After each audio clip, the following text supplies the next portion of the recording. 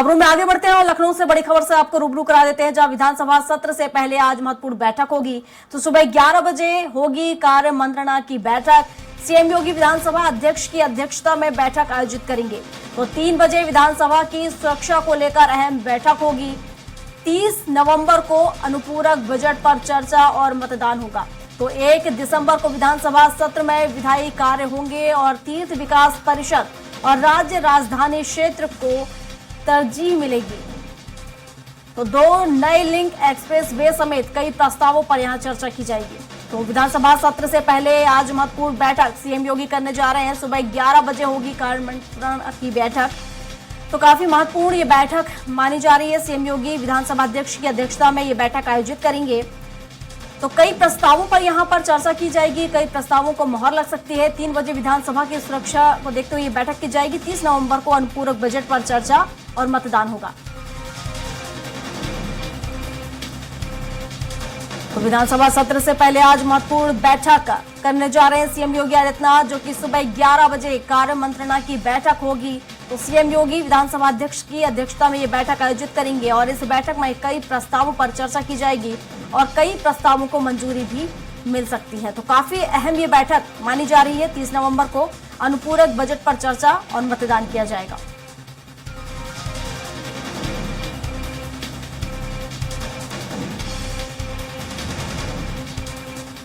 तो 11 बजे शुरू होगी कार्य मंत्रणा की बैठक। सीएम योगी विधानसभा अध्यक्ष की अध्यक्षता में यह बैठक की जाएगी। 3 बजे विधानसभा की सुरक्षा को लेकर अहम बैठक होगी।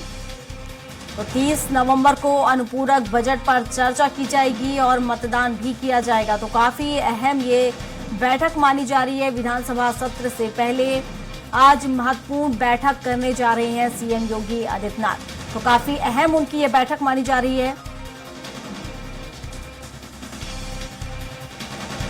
और इस पर विस्तार से जानकारी के साथ घनश्याम निशांत चौरसिया हमारे साथ हमारे सहयोगी जुड़ चुके हैं। तो घनश्याम का ही रुख कर लेते हैं। घनश्याम, सीएम योगी देखा जाए तो विधानसभा सत्र से पहले ही बैठक करने जा रहे हैं, काफी अहम ये बैठक है। किन प्रस्तावों को मंजूरी मिल सकती है?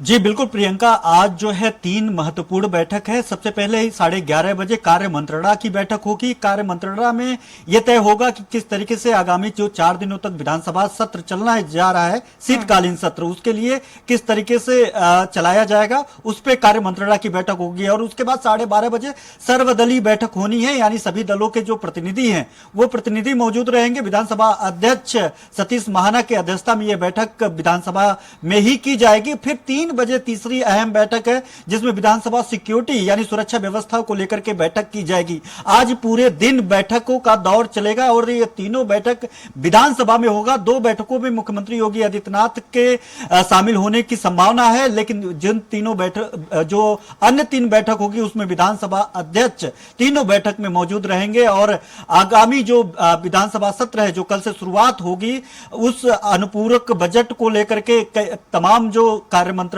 में जो है तमाम मुद्दों पे बात होगी, तमाम मामलों पे बात होगी। जो विधेयक पेश होंगे उन सब सारे मामलों पे कार्य मंत्रणा की बैठक में तय होगा। कल से ये विधानसभा सत्र शुरू होगा। कल जो है लखनऊ पूर्वी से विधायक गोपाल टंडन के निधन पर शोक प्रस्ताव लाया जाएगा। उसके बाद विधानसभा सत्र परसों 11 बजे तक के लिए स्थगित हो जाएगी। परसों अनुपूरक बजट लाया जाएगा, जिसके बाद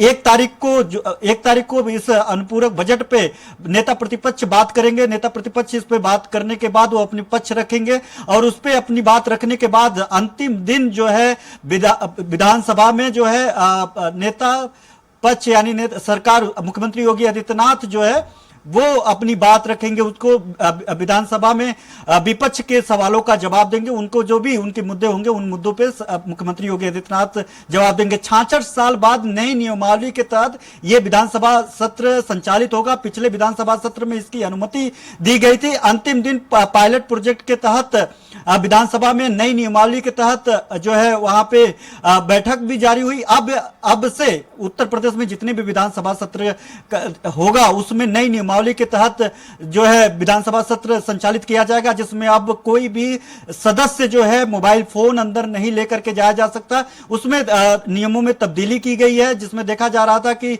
विधानसभा सत्र के अंदर जो है जो सदस्य थे, जब उनका वक्त नहीं रहता था, जब उनका स्पीच नहीं होता था, उनका सवाल नहीं होता था, तो वो अंदर बैठे बैठे मोबाइल चलाते थे। तो ऐसे में नियमों में तब्दीली योगी सरकार ने किया है और अंदर जो है किसी भी तरीके का होर्डिंग पोस्टर और तख्तियां लेकर के जो नारे लिखी हुई तख्तियां लेकर के नहीं जाते। न्यूज कटिंग को पेश नहीं कर सकते, जो कई बार तमाम ऐसे मुद्दे होते थे कि जब मुद्दों से संबंधित न्यूज की कटिंग ले जाकर के अंदर लहराते थे, किसी तरीके का झंडा बैनर अंदर नहीं लेकर के जा सकते हैं। विधानसभा पीठ के पास वो पीठ करके नहीं, यानी उल्टा वहां पे नहीं जा सकते, वो पीठ के पास नहीं जा सकते, किसी अधिकारी का नाम लेकर के वहां पे बात नहीं कर सकते, नारेबाजी नहीं लगा सकते, जोर से हंस नहीं सकते। तमाम जो नियम है उन नियमों के तहत जो है 66 साल बाद नए नियमों की तब्दीली के साथ विधानसभा सत्र कल से दिखाई देगा। और उसमें सबसे बड़ी बात है कि इस नए नियमों के साथ साथ महज 4 दिन की